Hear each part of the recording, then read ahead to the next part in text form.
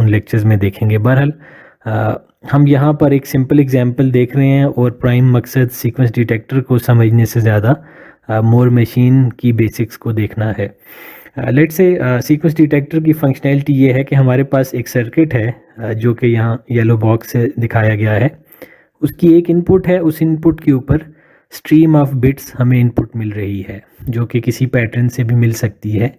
Once and zeros हमें random pattern में या किसी भी पैटर्न के अंदर हमें इनपुट पर फीड हो रहे हैं। इसके अलावा सर्किट की इनपुट क्लॉक है और ये सर्किट जो है क्लॉक के राइजिंग या फॉलिंग एज पर ट्रिगर करता है। तो हम इस एग्जांपल के अंदर राइजिंग एज के अगेंस्ट उसको देखते हैं। और मकसद ये है कि अगर इस इनपुट की स्ट्रीम के अंदर, इनपुट की जो बाइनरी स्ट्रीम है इसके अंदर अगर कंसेक्टिव, इस केस में हमने देखा है कि एक सीक्वेंस ऑफ बिट्स आता है जो कि कंसेक्टिव वंस हैं, तो हम फ्लैग को रेज कर लें। तो हम जो सीक्वेंस डिटेक्ट करना चाहते हैं वो 3 या 3 से ज़्यादा कंसेक्टिव वंस अगर इनपुट लाइन पर आते हैं 3 डिफरेंट क्लॉक साइकिल्स के ऊपर या 3 से ज़्यादा क्लॉक साइकिल्स पर, तो हम आउटपुट को हाई करें। अगर ये सीक्वेंस डिटेक्ट होता है एट द इनपुट लाइन तो फिर हम आउटपुट को ट्रू इंडिकेट करें। जब तक ये सीक्वेंस हमें नहीं मिलता हम आउटपुट को फ्लैग को रेज ना करें, हम आउटपुट पर कंटिन्यूसली 0 ही प्रोवाइड करते रहें। तो randomly ones and zeros flow कर रहे हैं, इनपुट पर फीड हो रहे हैं। अगर उस पैटर्न के अंदर हमें कंसेक्टिव 3 वंस मिलते हैं, 3 ट्रू बिट्स मिलते हैं, तो फिर हम आउटपुट को हाई इंडिकेट करें, अदरवाइज आउटपुट को लो ही इंडिकेट करें। तो ये एक प्रॉब्लम है जो हम डिज़ाइन करना चाह रहे हैं। हम अभी तक स्टेट्स को ए और बी की वैल्यूज़ से रिप्रेजेंट करते आ रहे थे और हम अपनी स्टेट फ्लो डायग्राम को ज़्यादा अच्छे अंदाज में रिप्रेजेंट कर सकते हैं कि अगर हम उनको बाइनरी नंबर्स के बजाय कोई लेबल्स असाइन कर लें। तो लेट्स से कोई सर्किट है जिसकी 4 स्टेट्स हैं, तो हम उनको 0 से लेकर 1 तक के कम्बिनेशन से भी लिख सकते हैं या उन 4 स्टेट्स को कोई नाम असाइन कर सकते हैं, कोई लेबल असाइन कर सकते हैं, जो कि हम यहाँ पर S0, S1, state 2 and state 3 in label से इस एग्जांपल में हम उनको रिप्रेजेंट कर रहे हैं। तो अगर हम एक ख़ास स्टेट में हैं सर्किट की और इनपुट के ऊपर 0 आता है, हम इंटरेस्टेड हैं कि कंसेक्टिव 3 वंस या 3 से ज़्यादा वंस को डिटेक्ट करने में। तो अगर इनपुट पर 0 आता है तो हमने इस सीक्वेंस में से कोई बिट भी डिटेक्ट नहीं किया, लिहाजा हम इनिशियल स्टेट्स S0 पर ही रहेंगे। और चूँकि हमने सीक्वेंस डिटेक्ट अभी तक नहीं किया तो इसलिए हम आउटपुट को भी लो रखेंगे। आउटपुट हमने तब हाई इंडिकेट करनी है जब सीक्वेंस कंप्लीट डिटेक्ट हो जाए। अब अगर इनपुट के ऊपर जब तक 0 आता रहेगा हम इसी स्टेट में रहेंगे, और अगर इनपुट के ऊपर 1 आता है, इनपुट पर 1 आने की सूरत में हम स्टेट S0 से ट्रांजिशन करके स्टेट S1 पर आ गए हैं, क्योंकि हमने इनपुट में एक 1 डिटेक्ट कर लिया है। हम जब कंसेक्टिव 3, कम से कम कंसेक्टिव 3 वंस डिटेक्ट करेंगे, जो कि हमारा प्रॉब्लम था, तब हम आउटपुट को हाई इंडिकेट करेंगे। जो सर्किट की आउटपुट है उसको तब हाई करेंगे जब हम ये सीक्वेंस डिटेक्ट कर लेंगे कंसेक्टिव 3 वंस का या 3 से ज़्यादा वंस का। तो अभी तक हमने सिर्फ एक ही 1 डिटेक्ट किया है, इसलिए हम अगली स्टेट पे ज़रूर आ गए हैं, लेकिन आउटपुट अभी हमने हाई नहीं की, आउटपुट लो ही रखी है।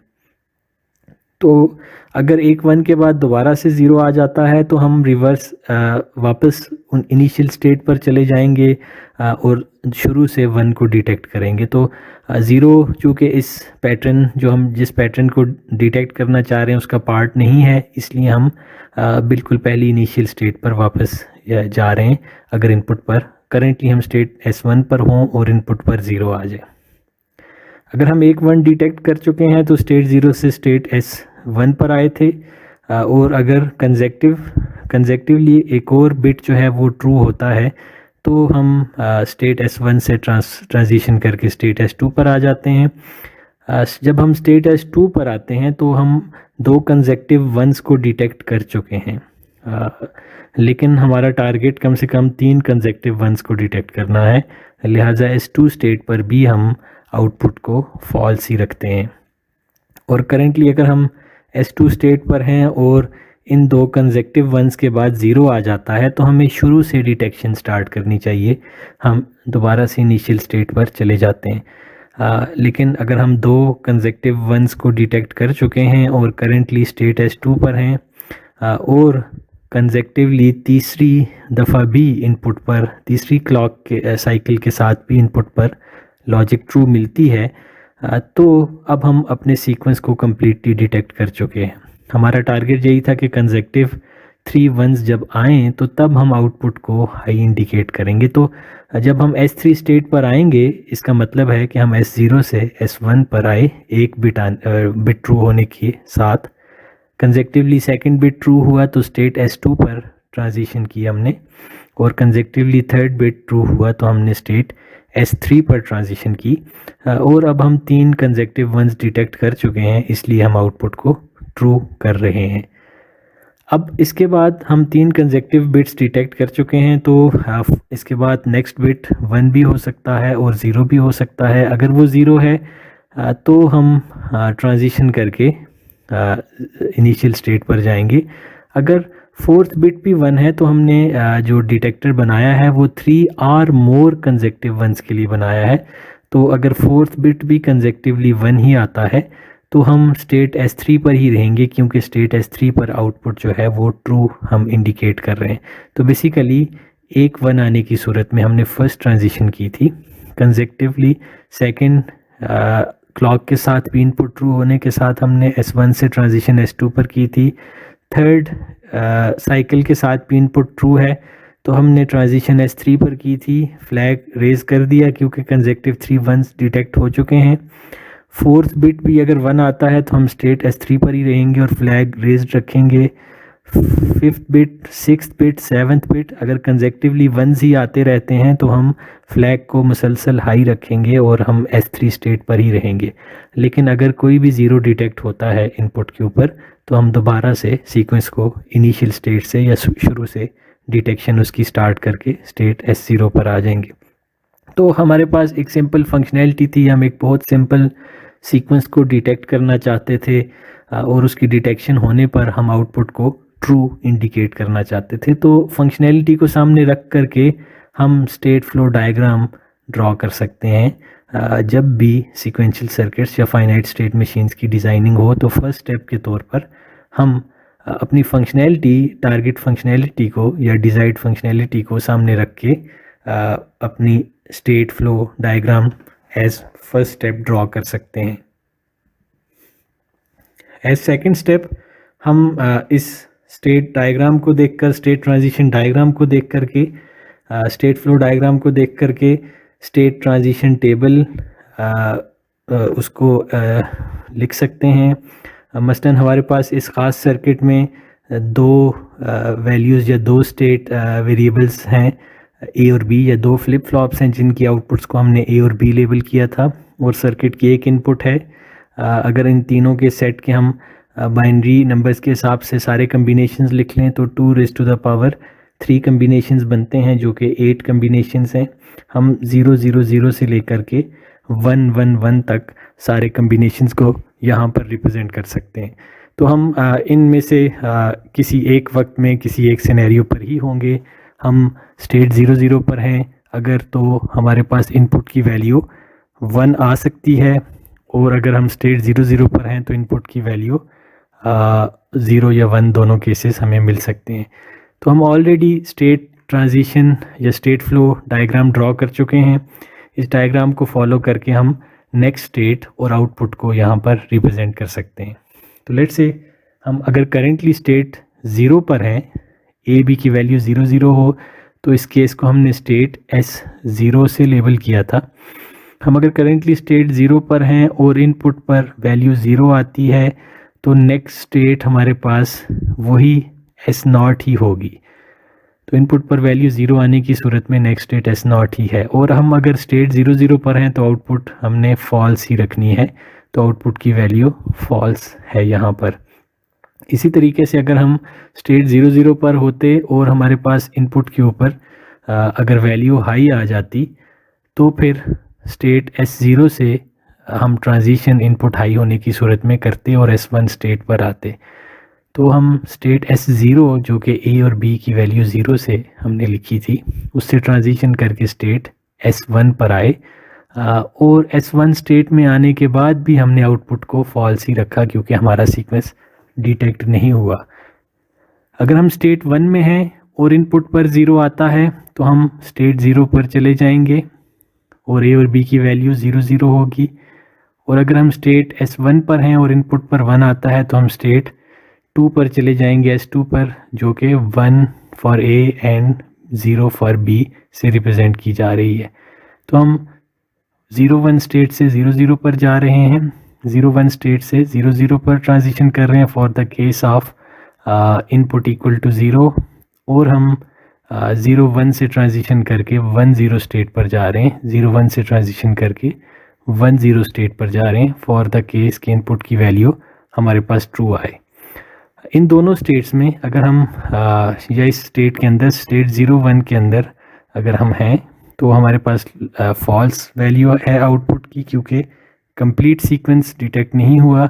स्टेट S2 पर अगर हैं तो तब भी वैल्यू फॉल्स ही है। तो हम इस तरीके से ये स्टेट ट्रांजिशन टेबल को फिल कर सकते हैं। तो लास्ट केस को अगर देखें कि हम अगर स्टेट 1 1 पर हैं, 1 1 जो है वो 3 का बाइनरी कोड है, तो हम स्टेट S3 पर अगर हैं और इनपुट के ऊपर वैल्यू 1 आती है, इनपुट पर वैल्यू 1 आती है, तो हम नेक्स्ट स्टेट डिटरमिन कर सकते हैं कि क्या होगी स्टेट फ्लो डायग्राम को देख करके। S3 पर से हम इनपुट 1 आने की सूरत में स्टेट S3 पर ही रहते हैं। तो करंट स्टेट अगर S3 है तो नेक्स्ट स्टेट भी S3 ही रहेगी और इस स्टेट के ऊपर जब हम हैं तो आउटपुट हमारे पास ट्रू है।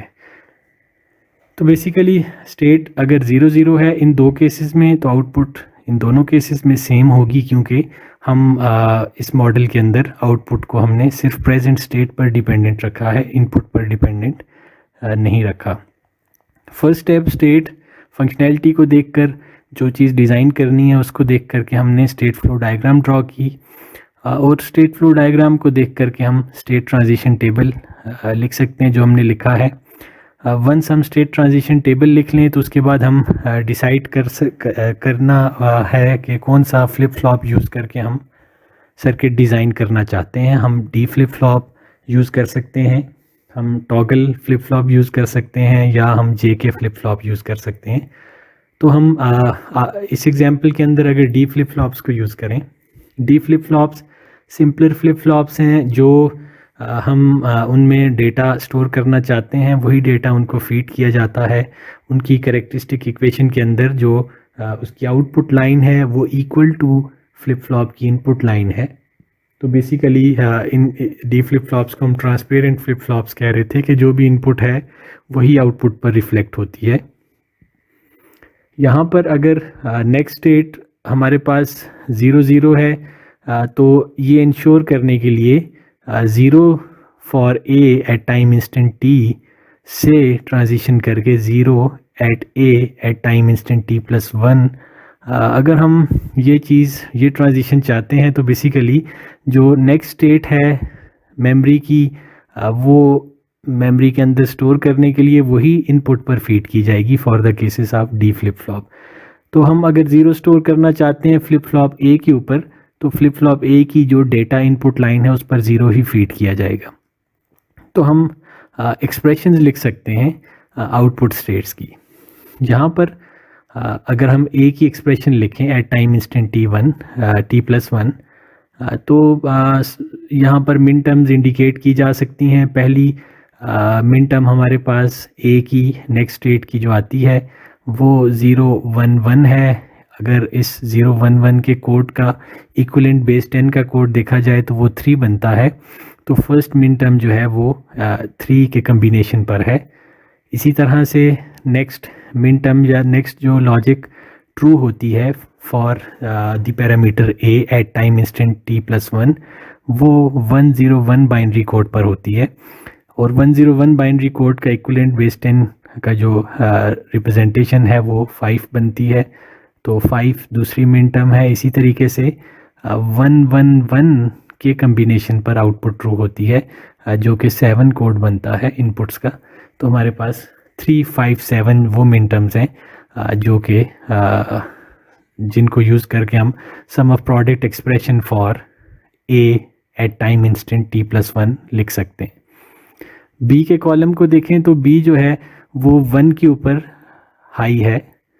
इसके अलावा 5 की इनपुट की जो वेरिएबल्स हैं उन पर अगर 5 का बाइनरी कोड आ रहा है तो आउटपुट लॉजिक हाई है 1 एंड 5 पर, और उसके साथ अगर इनपुट पर अगर 111 बाइनरी कोड आता है, 7 का बाइनरी कोड आता है तो आउटपुट हाई है। तो ये 3 मिन टर्म्स बी को रिप्रेजेंट कर रही हैं।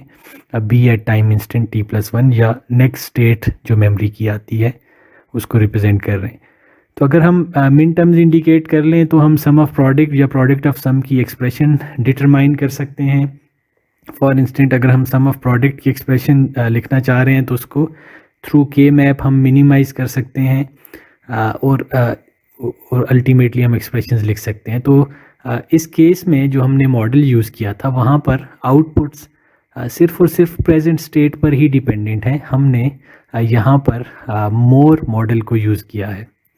तो बेसिकली जो हमारे पास नेक्स्ट स्टेट है वो प्रेजेंट स्टेट और इनपुट तीनों का फंक्शन है, और हम इन तीनों कॉलम्स को देख करके इनकी एक्सप्रेशंस लिख रहे हैं। जबकि जो हमारी आउटपुट है फंक्शन की वो सिर्फ और सिर्फ प्रेजेंट स्टेट्स का फंक्शन है। जो इनपुट है सर्किट को वो यहाँ पर रेड कलर में डिफरेंट कलर में दिखाई गई है। अगर हम मेले मॉडल यूज़ कर रहे होते तो ये एक्स भी इन्फ्लुएंस कर रहा होता आउटपुट को।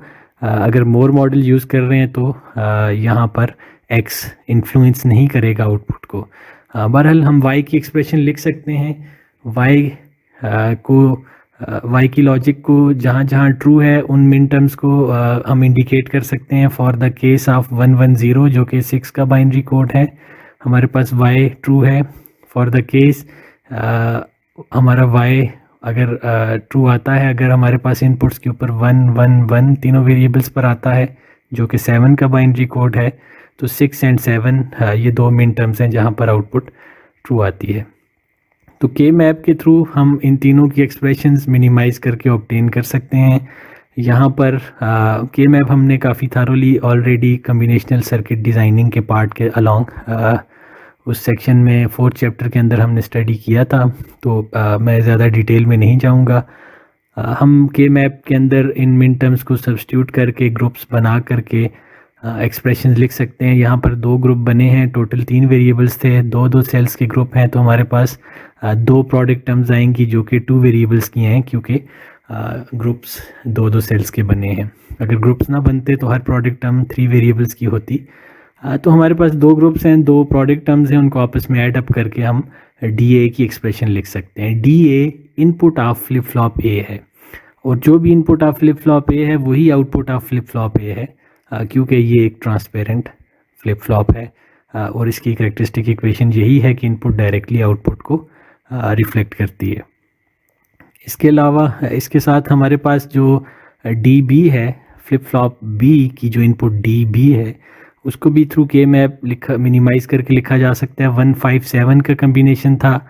157 को हम इन सेल्स में सब्स्टिट्यूट करके 2 ग्रुप्स बना सकते हैं और हम मिनिमाइज्ड फॉर्म में ये एक्सप्रेशन ऑब्टेन कर सकते हैं।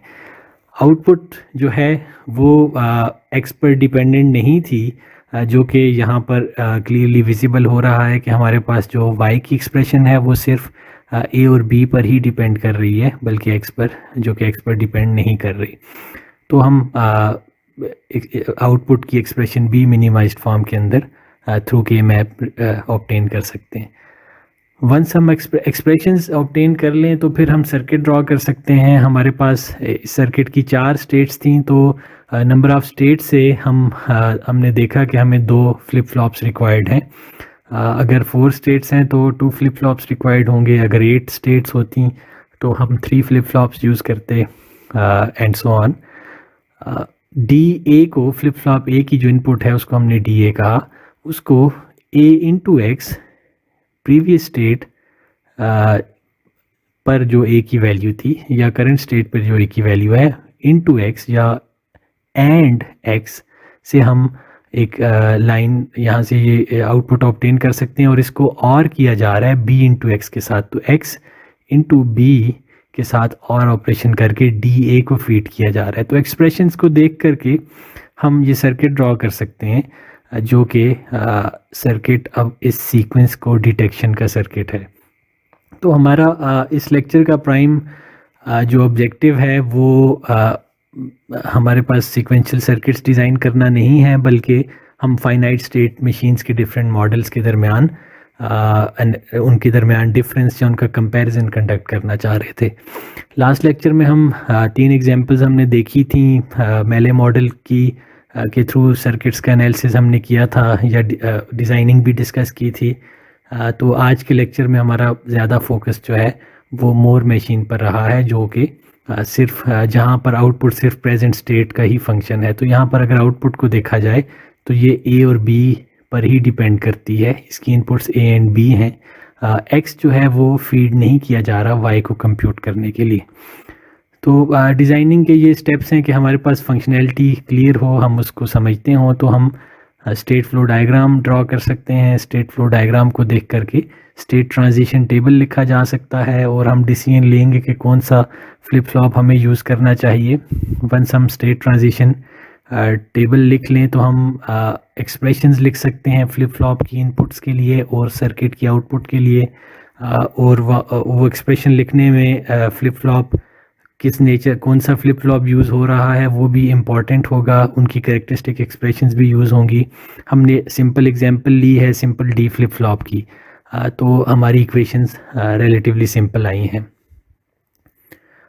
हम सीक्वेंस डिटेक्टर को भी थारोली डिस्कस करेंगे एक डेडिकेटेड लेक्चर के अंदर, जो कि नेक्स्ट जो कपल ऑफ नेक्स्ट लेक्चर्स हैं उनके अंदर हम एक लेक्चर के अंदर सीक्वेंस डिटेक्टर्स डिस्कस करेंगे काफ़ी थारो डिटेल के साथ। सीक्वेंस डिटेक्टर्स सीक्वेंशियल सर्किट्स की डिज़ाइनिंग के अंदर एक इंटरेस्टिंग एग्जांपल है और ट्रिकी एग्जांपल भी है। सीक्वेंस डिटेक्टर्स ओवरलैपिंग सीक्वेंसेस की डिटेक्शन भी हो सकती है, नॉन ओवरलैपिंग भी हो सकते हैं। नॉन ओवरलैपिंग सीक्वेंसेस को डिटेक्ट करना काफ़ी स्ट्रेट फॉरवर्ड है, बहरहाल ओवरलैपिंग सीक्वेंसेस को डिटेक्ट करना काफ़ी एट टाइम्स ट्रिकी हो सकता है। तो हम एक कंप्लीट लेक्चर सीक्वेंस डिटेक्टर्स पर देखेंगे और हम सीक्वेंशियल सर्किट्स की डिज़ाइनिंग के ऊपर भी एक कंप्लीट लेक्चर थारो लेक्चर हम उसको डेडिकेटेड लेक्चर देखेंगे। आज के लेक्चर में हमने डिज़ाइनिंग ज़रूर की है, हमने सीक्वेंस डिटेक्टर भी ज़रूर देखा है, लेकिन प्राइम ऑब्जेक्टिव हमारा जो फाइनाइट स्टेट मशीन्स के 2 मॉडल्स हैं उनके डिफरेंसेस और उनकी सिमिलैरिटीज़ और एडवांटेजेस डिसएडवांटेजेस को समझना और देखना था। तो हमने लेक्चर की समरी ये है कि हमने कंपैरिजन किया है मेले and more finite state machines का। हमने डिज़ाइनिंग और एनालिसिस कंडक्ट करने के स्टेप्स को डिटेल से देखा है और मेले एंड मोर मशीन्स को हमने देखा है। स्टेट फ्लो डायग्राम्स क्या हैं, किस तरह से प्रॉब्लम को देख करके बनाई जा सकती हैं। टाइमिंग डायग्राम देखी दोनों तरह के मॉडल्स की, उनमें डिफरेंस देखा, कौन ज़्यादा सेंसिटिव है टू इनपुट्स, कौन नहीं है। इसके अलावा सर्किट डायग्राम ड्रॉ करना देखी, फ्रॉम स्टेट ट्रांजिशन टेबल से हमने एक्सप्रेशंस डिराइव करके सर्किट डायग्राम ड्रॉ की और हमने देखा कि क्रिटिकल पाथ आउटपुट के साथ किसका शॉर्टर है किसका लॉन्गर है। एग्जाम्पल के तौर पर हमने एक सीक्वेंस डिटेक्टर देखा था यही चीज़ें डिस्कस करने के लिए और एक बहुत सिंपल से सीक्वेंस को डिटेक्ट किया था जो कि 3 या 3 से ज़्यादा कंसेक्टिव वंस को डिटेक्ट करता है। आई होप कि आपने इंजॉय किया होगा ये lecture. Thank you for attending today's session. If you have any question or comment, you can write me through email or we can discuss it during our online session. Allah Hafiz.